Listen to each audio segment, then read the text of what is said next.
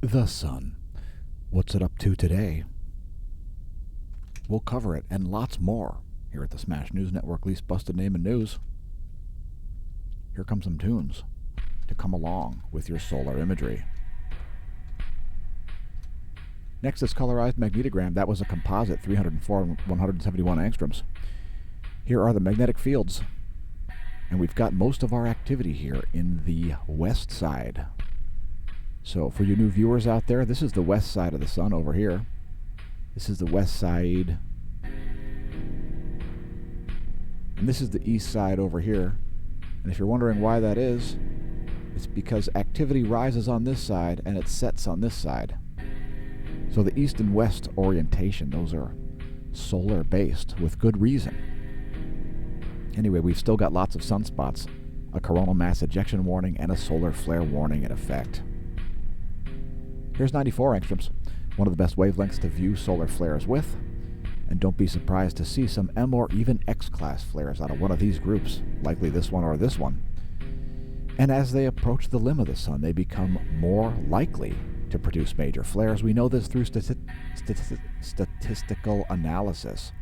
And while there might be argument between astronomers, heliophysicists, and so on, cosmologists, as to why this is, there are some rational explanations for it. We've talked about it in our cosmology segments, and we'll integrate a cosmology segment into today's daily space weather video.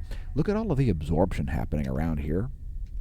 You can see those very dark areas there to the north and east of that sunspot 2916. Not a lot of helium in those areas, but these white areas, quite a lot of helium, as nuclear fusion happens before your very eyes. The 10.7 centimeter radial flux, the most proportional data set we have to sunspot number, is at 121 solar flux units. There is the 1-year chart. To put that in context, the black line is the radial flux. The red line is the sunspot number. Here's a space weather enthusiast dashboard. We've got no space weather storms currently forecasted. Although I would reiterate that there is a solar flare and coronal mass ejection warning in place. These sunspots have been underperforming in terms of solar flares. Let's take a look at seismicity. No major earthquakes over the past 24 hours. Let's scroll up the list. So there was a very deep quake near Fiji at a 4.6 magnitude, 576 kilometers estimated depth. One of the largest was a 5.1 at Vanuatu. There was a 5.0 in the Aleutian Islands and at India. So kind of a lull in seismicity there. There we go. That's the largest quake of the past 24.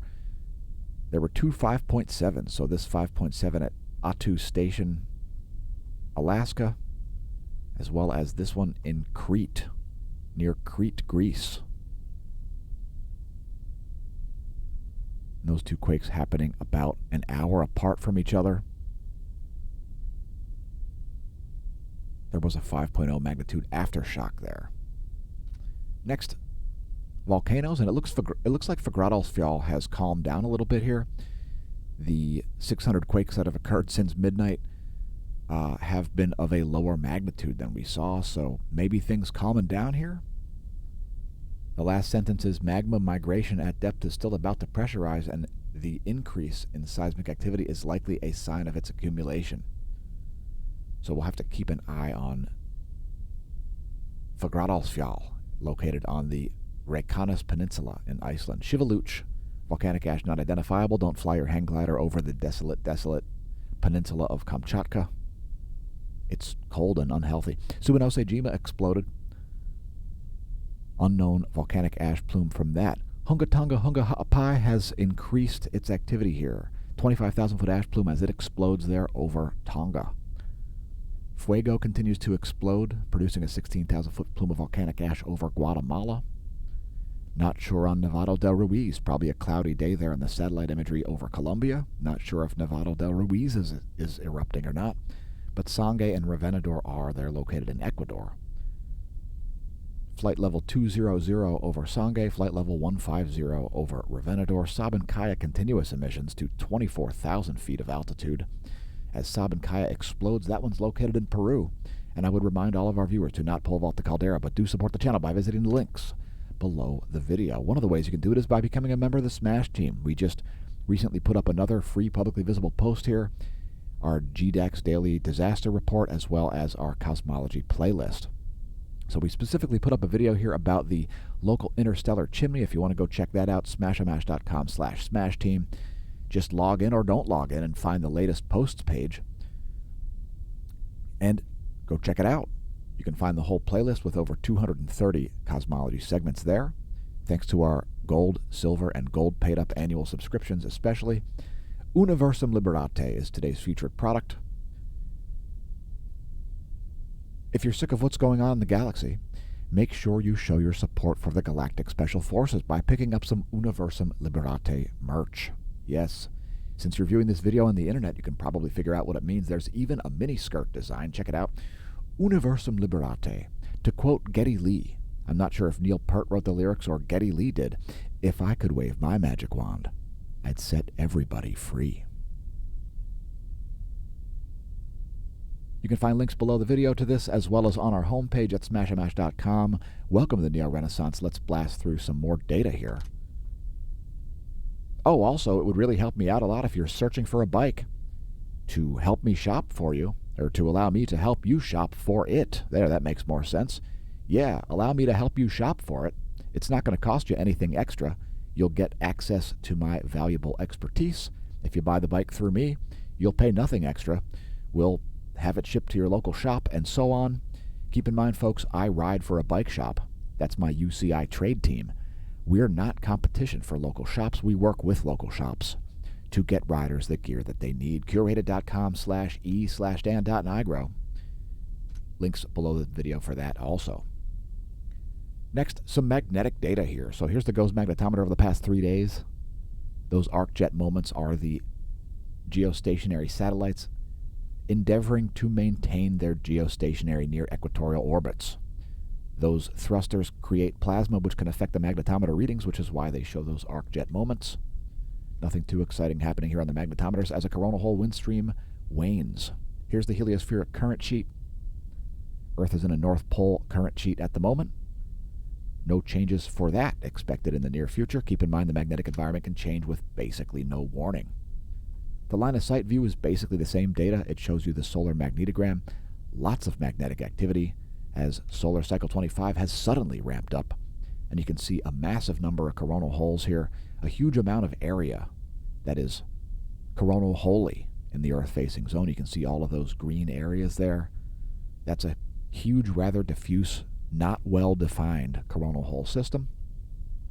And we're going to show you the evolution of that here. So here's what's going on at the moment. And we can bring you back several days to show you the way this has evolved. Keep in mind, folks, the solar corona is very bumpy, and oftentimes it's difficult to see coronal holes until they're right in the Earth-facing zone. So there's 1223, there's 1224, there's Christmas, there's the Christmas coronal hole view, and here are the most recent views.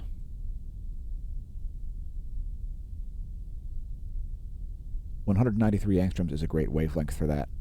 Anyway, there's the most current 24 hours of SDO imagery in that wavelength. Next, we'll look at sunspots. This group up here is the most likely spot to see major flares, in my opinion. Don't be surprised to see an M or even an X-class flare from that. That thing has grown. Those sunspots are larger than the Earth itself, as are at least 3 of these huge umbrae down here. Sunspot 2916, the biggest sunspot group of the solar cycle 25. Next, your flare probability and detected sunspot groups. The sunspot numbers dropped, and so has the radial flux, but there still are a lot of sunspots. There still is a high likelihood of solar flares and coronal mass ejections. And I would remind our viewers, our regular viewers would know that solar flares are not necessary to produce coronal mass ejections. We've forecasted many CMEs without a solar flare associated. Next, the X-ray flux over the past 3 days. We saw a couple of M-class flares there yesterday. Nothing like that yet today. Only a C-class intensification. So a bit of a drop in solar activity here. No spikes in the proton flux yet. If we see a major flare, don't be surprised to see the proton flux jump up. Let's take a look at the real-time solar wind to find this waning coronal hole high-speed stream.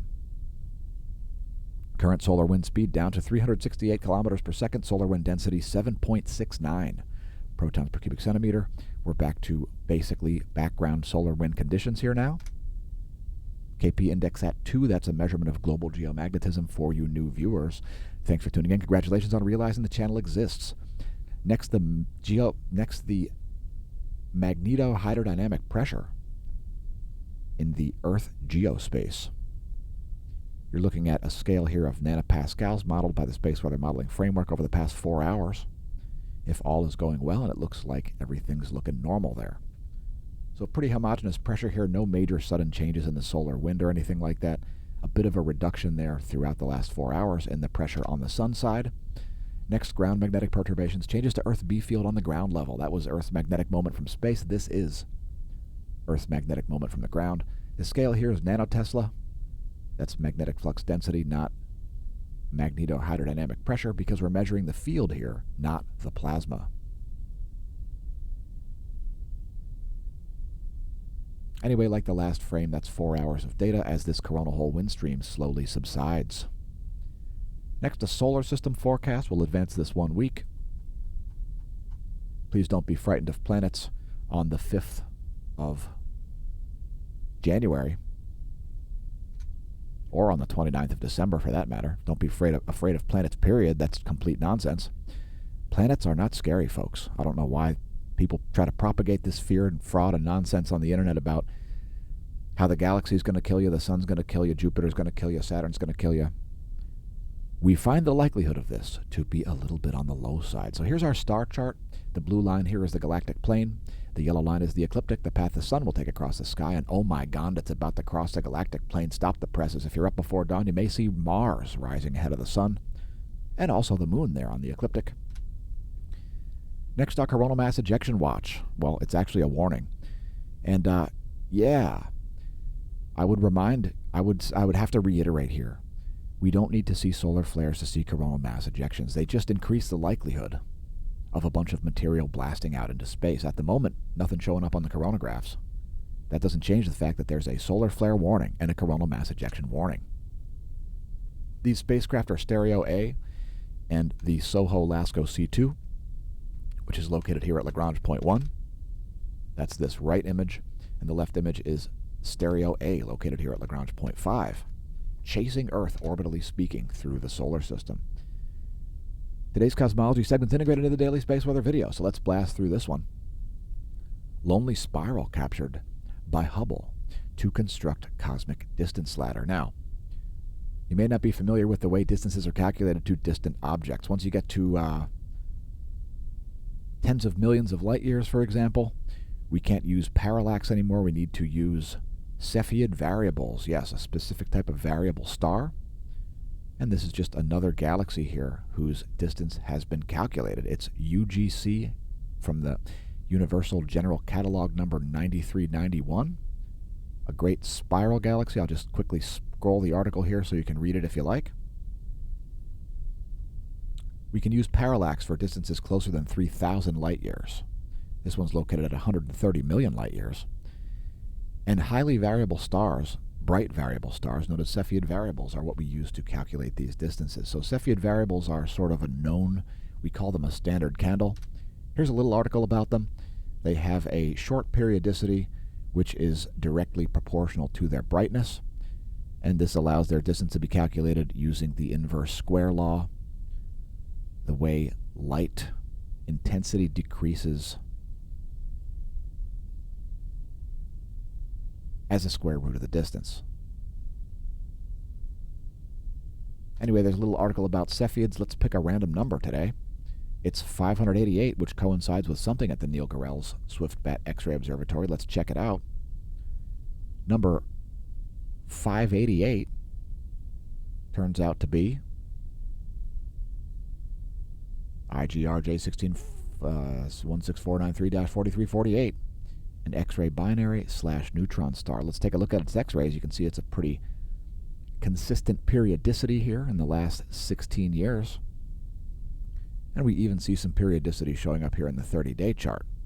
So it could be something like an eclipsing binary to explain that periodicity, but more likely something more interesting happening than just a simple eclipsing binary.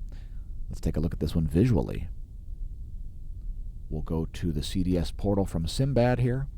Again, that's entry number 588. at the Neil Gehrels Swift Observatory, known as IGR J16493-4348, a high-mass X-ray binary/neutron star. What a catchy name, huh? There's a lot of objects out there, folks, and some of them have silly names. So if we look at it in this wavelength, it looks like very dark there. You can see that's the DSS, I believe. Let's see what this looks like in X-ray.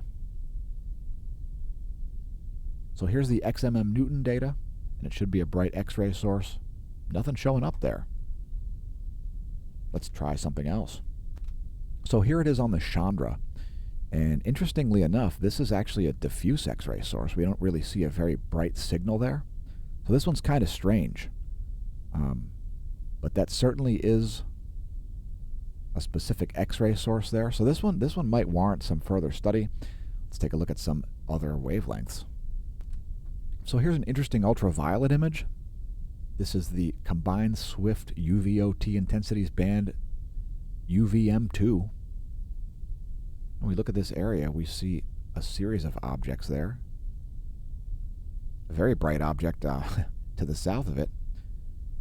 And when you zoom in on this area, it's shall we say, interesting. Let's look at more wavelengths. So here's the image we started out with. This is the DSS colored imagery. You can see it's not so bright on its own in optical wavelengths. Let's also look at the infrared before we close out this section. Here it is on the 2-mass. And it does indeed have a thermal spectra there. You can see that bright area centered right on the crosshairs. There's the infrared radiation output from that object, again known as IGR J16493-4348. Entry 588 at the Neil Gehrels. You can go look it up yourself if you like on the transients page. It is an X-ray binary/neutron star. And once again, there's the most interesting image in my opinion, this diffuse X-ray source here located on the Chandra. Looks like a partial survey, part of that survey missing. Next, some clouds of Jupiter. So it looks like we've got a low pressure and a high pressure here. So this looks like a low pressure system, and this looks like a high pressure system. The great red spot on Jupiter is an anticyclone, which is associated with high pressure. These look like cloud tops, so you can see these areas where these clouds are maxing out, casting shadows on the rest of that cloudy area. That's the apod.nasa.gov astronomy picture of the day. And those are some new images there from the Juno spacecraft from just last month. Great imagery from the turbulent and swirling atmosphere of the largest planet in the solar system.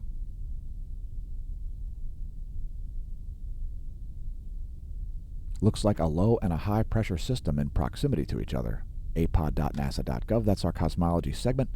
Again, don't forget to check our playlists. Head to smashomash.com/smashteam to find the playlist, or you can head to youtube.com/smashomash/playlists to find lots more videos about cosmology. Continuing on, we've got some minor charging hazards here on the surface of some satellites around the Central Pacific. Otherwise, things are pretty calm. The electron flux has dipped massively as we forecasted. And here is the 3-day chart of the electron flux as measured by the GOES 16 and 17. Here's the forecast model.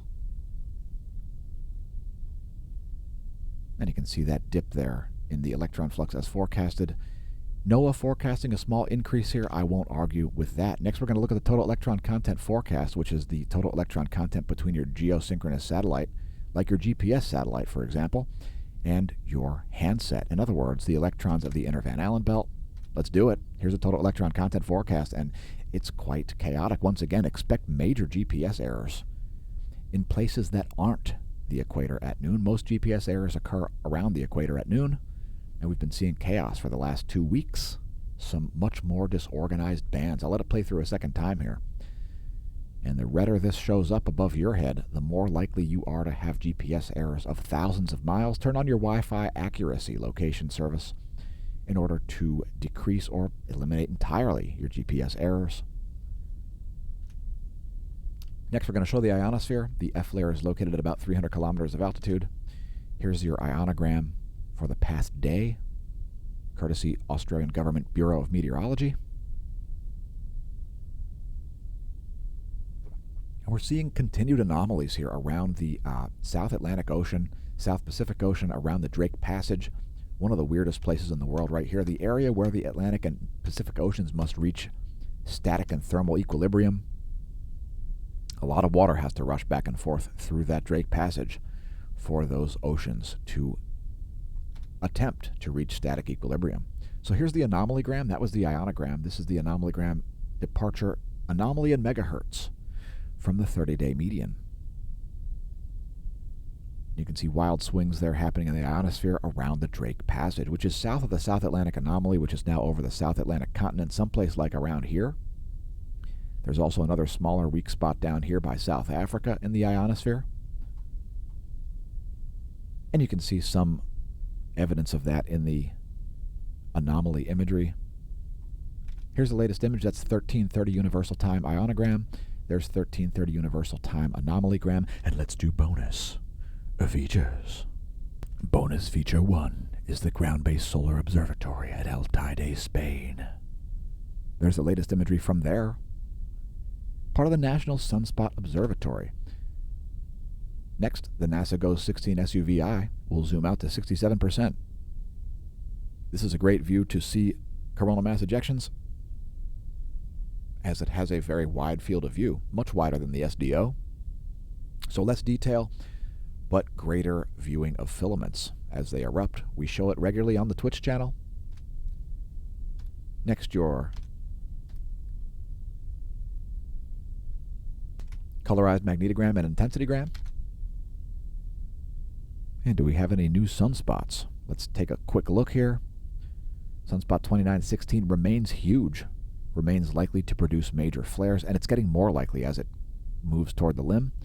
That's barely a beta-class sunspot, kind of unlikely to produce major flares. We did see some activity right up here when we did show prep. No, well, could be a sunspot forming right there. You can see that little area of some dark umbre it looks like are forming. Now this one sunspot in the northwest, it's very high latitude. That's more than capable of producing major flares. And this one here is even higher latitude. You can see how huge that is. Those umbrae are larger than the Earth.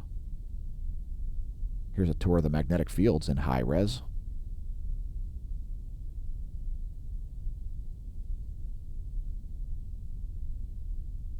And leave us a comment if you think that is going to be a new sunspot group here in the northeast. That area right there, right under my pointer, right there, could be a new sunspot group. Let us know if you think that's going to get named in the comments. Let us know whatever you like in the comments. Fun fact, I was able to get myself blocked from Ben Davidson's Facebook account last night. So if you haven't accomplished anything today, just congratulate me on that, as I'll have less spam, propaganda, fraud, grifting, and nonsense on my Facebook feed.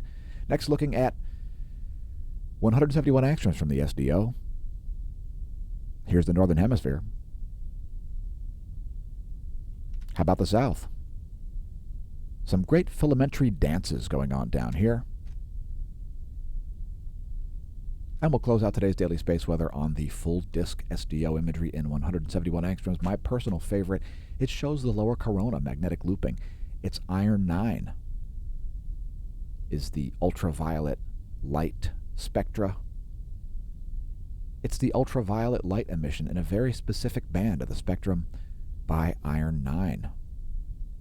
One of the many ionic states of iron covered by the SDO. Thanks for tuning in. Congratulations on realizing the channel exists.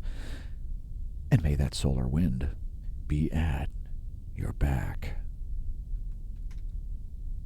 Opinions expressed in this video, not necessarily the opinions of Smash News Network, least busted.